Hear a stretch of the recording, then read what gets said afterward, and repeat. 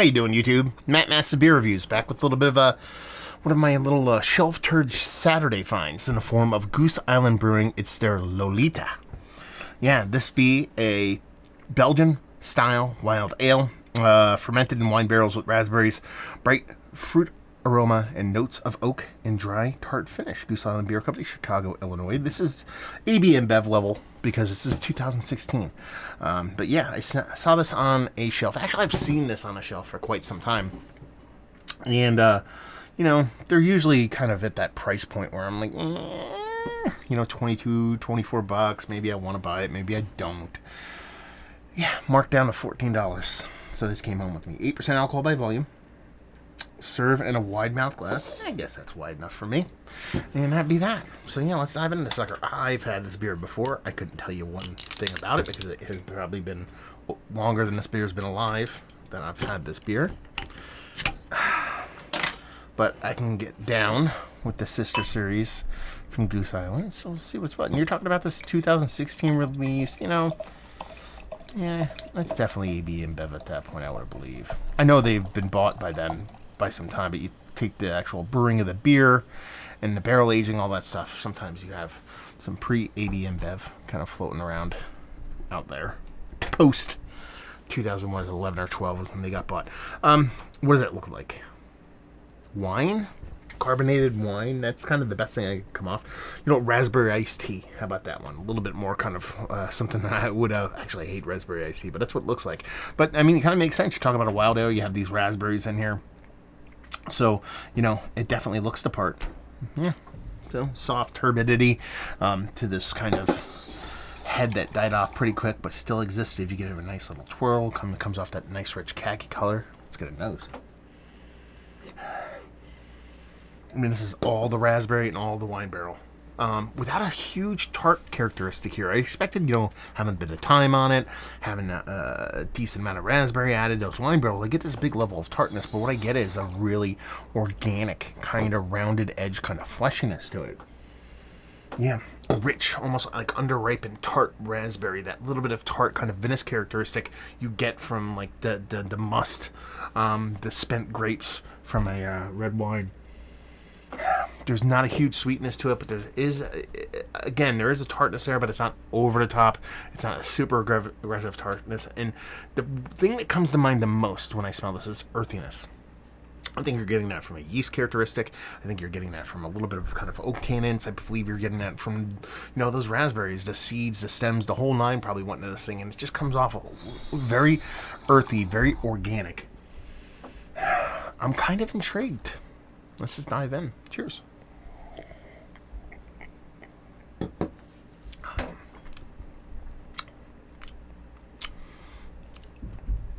It's pretty effing delicious, to be perfectly honest with you.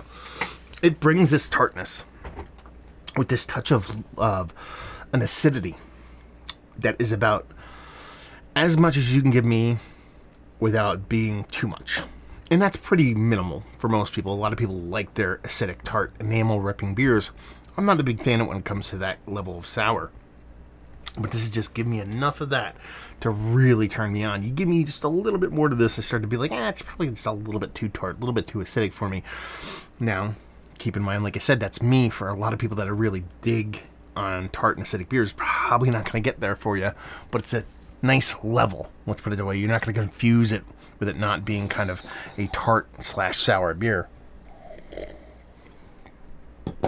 Those fruits, both from the wine, which actually carry a super crazy perfume level grapiness, like almost like spritzed in the face at Macy's kind of level of perfume, with this really organic, earthy kind of raspberry. That's where all that earthiness is coming from. Marries really well with a super vanilla forward barrel. It's not like the vanilla you get in a pastry stout or something like that, but the amount of vanilla coming out of this barrel is fucking insane for how vibrant this beer is, from the acidic, the tart, the fruit, the wine portion of the show. For that vanilla to show up this meaningful is actually pretty damn impressive.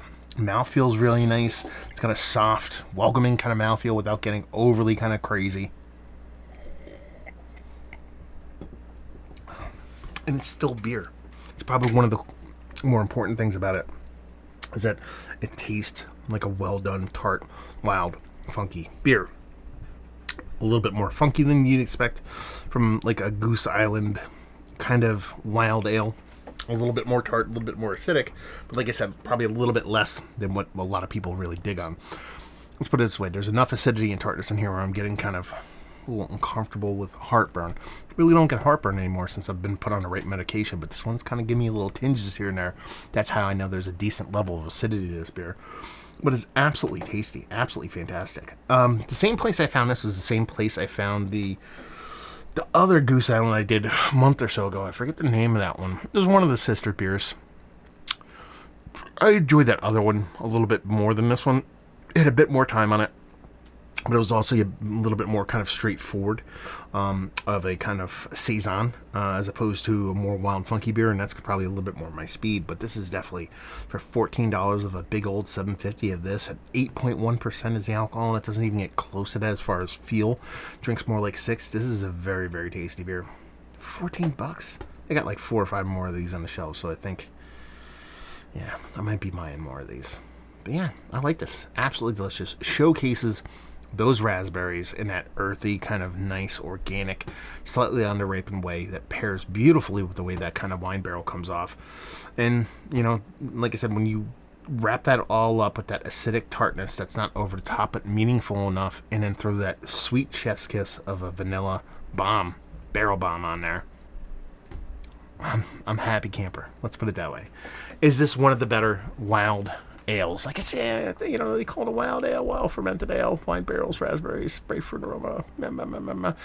Yeah, absolutely. Is it Mount Rushmore stats? Probably very close. Probably should be. Maybe my little bit of prejudice against AB and Piv might be keeping me from putting it up there, but it's damn good.